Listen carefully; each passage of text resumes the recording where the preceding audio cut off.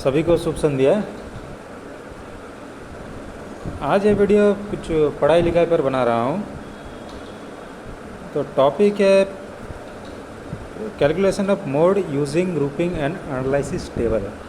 Okay, अब ये mode क्या होता है?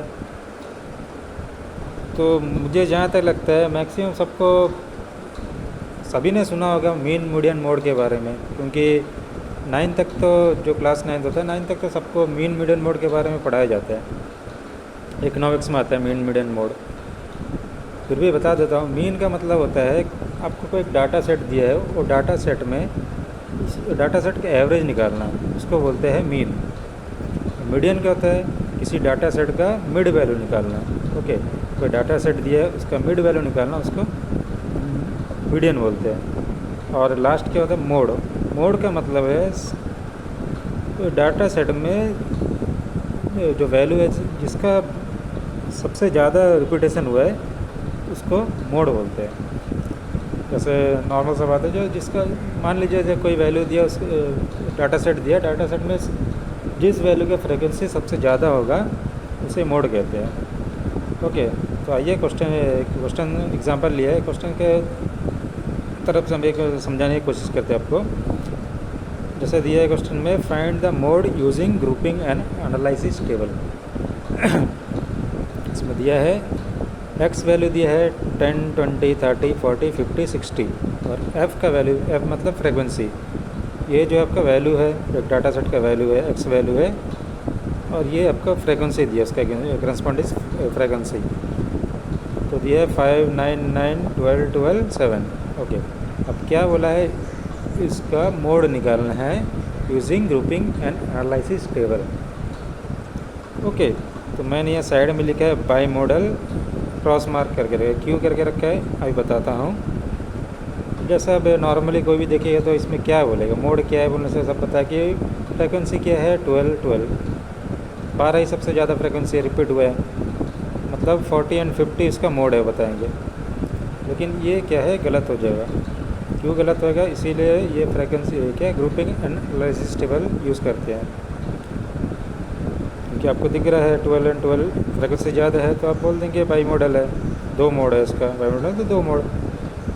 तो एक्चुअली ये गलत है। ठीक है, आप प्रूफ करते हैं क्यों गलत है, सॉल्व करते हैं। पहले ग्रुपिंग टेबल बनाते हैं।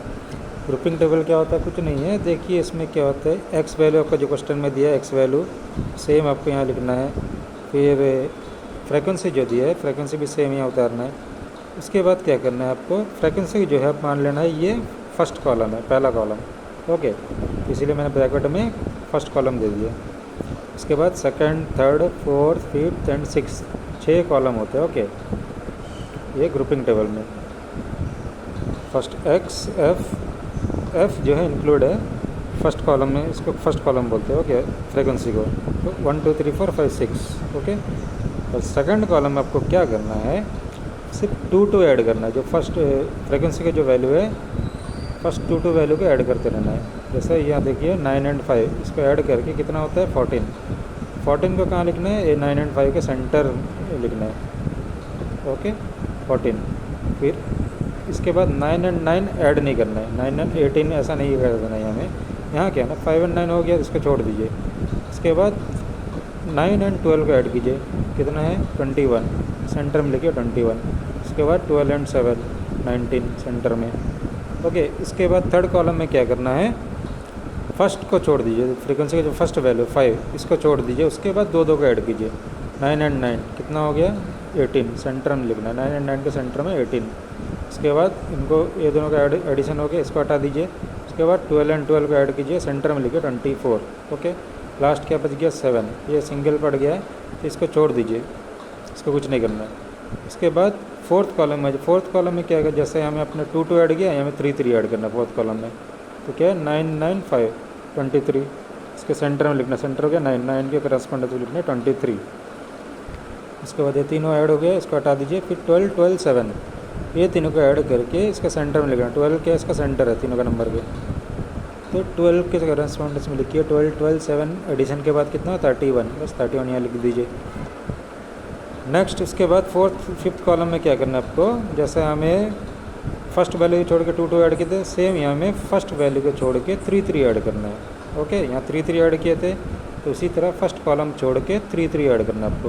तो फर्स्ट कॉलम फर्स्ट वैल्यू छोड़ के, सॉरी फर्स्ट कॉलम में वैल्यू छोड़ के, तो फर्स्ट वैल्यू छोड़ दीजिए 5, उसके बाद 3 ऐड कीजिए, 9 9 12, कितना हो गया 9 9 18 एंड 12 30। सेंटर में लिखना है, ये तीनों नंबर का सेंटर क्या 9 9 के करेस्पॉन्डेंस में लिखिए 30। ओके, उसके बाद क्या था 12 एंड 7 बच गया, हमको 3 3 ऐड करना है, 3 तो नहीं है, 2 ही बच गया, तो इसको छोड़ दीजिए, कुछ नहीं करना है। उसके बाद लास्ट 6th कॉलम में क्या करना है, फ्रीक्वेंसी के जो वैल्यू है फर्स्ट 2 वैल्यू को छोड़ दीजिए, 5 एंड 9 को हटा दीजिए, उसके बाद 3 3 ऐड करना है। तो देखिए 3 3 क्या है इसमें 9 12 12, तो तीनों के एडिशन के बाद कितना आता है ये 33। ओके, सेंटर क्या 12 12 के करस्पॉन्डेंस में लिखें 33। ओके, ये आप ग्रुपिंग टेबल बन चुका है। उसके बाद एनालिसिस टेबल में आ जाइए। एनालिसिस टेबल क्या होता है, जो कॉलम आप लिखे हैं हमें कॉलम 1 2 3 4 5 6, सेम कॉलम यहाँ में 1 2 3 4 5 6 यहाँ तक लिख दीजिए। ओके, कॉलम ऐसा आ जाएगा अभी, वहाँ में आपका ओरिजिन में था, यहाँ में वर्टिकल हो जाएगा। ओके, उसके बाद यहाँ क्या लिखना है आपको, most probable value of x which can be mode, मतलब यहाँ पे वो वैल्यू लिखना है जो आपको लगता है मोड हो सकता है। ओके, वो आप कैसा पता करेंगे, यहाँ देखिए आइए फ्रीक्वेंसी में देखिए, सबसे ज़्यादा फ्रीक्वेंसी किसके है 12 12 और 9 9, और 5 एंड 7 तो बहुत पीछे हो जाता है। तो मोस्ट प्रोबेबल क्या है आपका 12 12 और 9 9। ओके, 9 तो फिर भी नहीं है आपका, 12 12 दोनों में से कोई एक मोड हो सकते हैं, तो क्लियर है। फिर भी हम क्या ले लेते हैं, मान लेते हैं कि 4 वैल्यू ले लेने से आपको सक्सेस रेट ज़्यादा है। ओके, तो ये 4 वैल्यू ले लीजिए 20 30 40 50। ओके, एक्स वैल्यू लेना है हमको, फ्रिक्वेंसी जिसका ज़्यादा है, ये देखिए ये फ्रिक्वेंसी ज़्यादा है 12 12 9 है, तो इसके अगेंस्ट में क्या है रिस्पॉन्डेंस में 20 30 40 50, इनको बस यहाँ लिखना है 20 30 40 50। उसके बाद क्या करना है, यहाँ आ जाइए फर्स्ट कॉलम में, देखिए फर्स्ट कॉलम में क्या है सबसे ज़्यादा किस वैल्यू देखना है, इसमें सबसे ज़्यादा वैल्यू क्या है इसमें 12 एंड 12। ओके, रिपीट हुआ है 12 12, तो उसके करस्पॉन्डेंस में देखिए क्या है एक्स वैल्यू देखना है 40 एंड 50। तो 40 एंड 50 में क्या है एक एक मार्क दे देना आपको, 40 में एक मार्क 50 में एक मार्क। ओके, ये क्लियर फर्स्ट कॉलम। उसके बाद सेकंड कॉलम में आ जाइए, सेकंड कॉलम में क्या करना है, यहाँ सेकंड कॉलम में आ जाइए, सबसे ज़्यादा वैल्यू देखिए, सबसे बड़ा वैल्यू उसमें क्या है आपका 14 19 21 सबसे बड़ा है। 21 किससे किससे किन किन वैल्यू को जोड़ कर आया है, फ्रिक्वेंसी को जोड़ के आया है 12 एंड 9। ओके, 12 एंड 9 के करस्पॉन्डेंस में क्या है एक्स वैल्यू 30 40। तो सेकंड में क्या करना 30 40 में एक एक मार्क दे देना है, 30 में एक मार्क 40 में एक मार्क। ओके, उसके बाद सेकंड कॉलम क्लियर। उसके बाद थर्ड कॉलम में आ जाइए, थर्ड कॉलम में देखिए सबसे बड़ा क्या है 18 24 में बड़ा कौन सा है 24।